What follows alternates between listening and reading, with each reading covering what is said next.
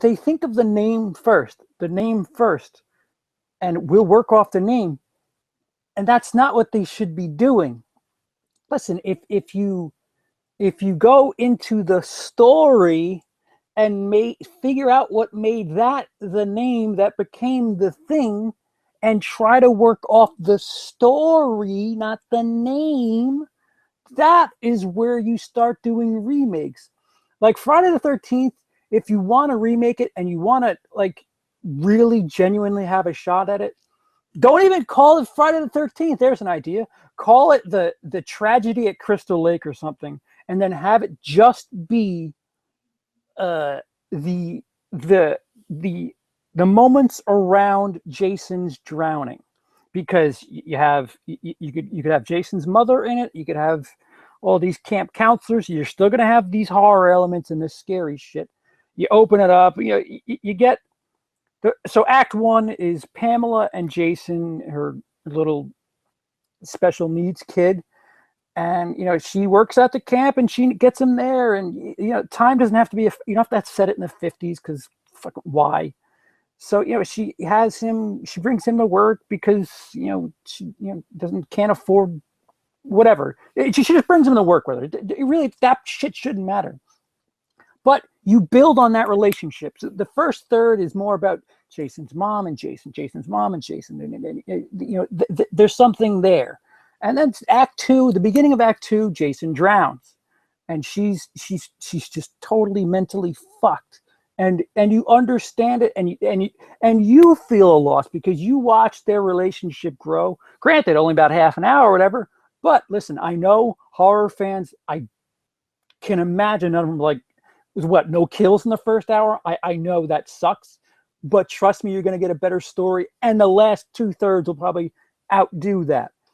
So she starts putting the pieces together. Maybe like you have this weird dream sequence thing where she plays out the moments, and she just goes through what the other counselors were doing, the people that were supposed to be keeping their eye on Jason, and then she just gets more angry and angry and angry.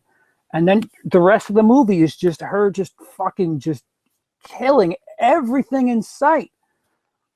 And however you want to end it, maybe see, my thing was always, I always wanted to make a movie that made sense of the Friday the 13th timeline, because it's so fucked. It's so impossibly fucked.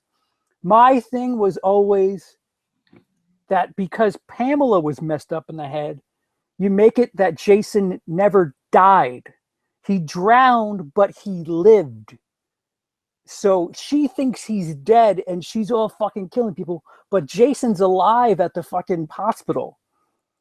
And then, she kills a bunch of people, and then she gets murdered. Then Jason grows up and says, wait a minute, these fuckers killed my mother. And then he goes off and then he does all this shit.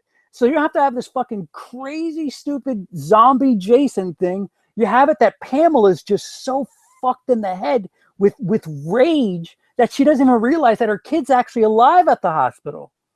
And this could all be a one-night thing. Jason drowns, he's at the hospital, I don't know, he's flatlining or something. So give her some sort of moment that she could cling to as him dead. She's just so infuriated she leaves with him flatline, but they bring him back to life. But she's not there to see that. She heads back to the camp and just fucking offs all the counselors one by one, and the last girl gets her back.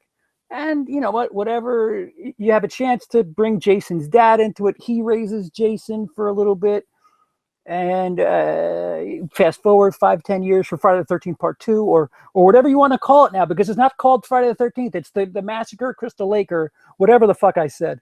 But like, there's an idea. I thought about it for a while, but you don't know. You think Jason's dead. You see the flatline thing, and then Jason's mom gets beheaded by the girl and whatever, and then the final shot is the thing coming back on, and then like somebody sitting by his side, and, Jason, whatever, or it's Jason's father, and he's like, it's so good that you're okay, but I got some really bad news, and that's the beginning of like that's your good cliffhanger for the ending. Like, holy shit, Jason's alive. Like and it doesn't have to be a fucking weird zombie thing. Like it's still in the realm of reality. It's, you know, you have this mother son relationship that, you know, she's really close. He's her life, whatever. You know, she's more caring for him because he's special needs, this, that, the other. And then when he does drown, she thinks of, you know, teenagers are stupid. You could even have them just like watching their cell phone or some shit. You could have it so that in her rage she actually sees more than she actually thinks she did. Like, you know, instead of them just on the phone, like, you know, they're you know, on the phone and fucking around with each other or something. Like it Literally, doesn't. figuratively. Yeah, like the first Friday, the first Halloween, they're grounded in reality. So Exactly. like I don't understand why it like the problem is that this sequel mentality is bigger, better, bigger, better. But well, all right, well, you know, just up the stakes. I don't know. You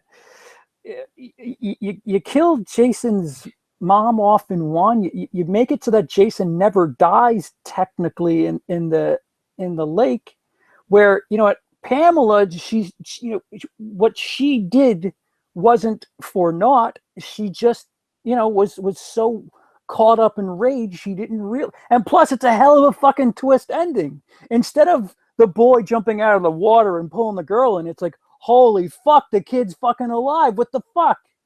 I mean, yeah, sure, it's not the kid coming out of the water. Listen, it Friday the 13th, the scare at the end is up there. It's one of the better final moments. But having said that, you're not gonna top it. So just fucking go somewhere else.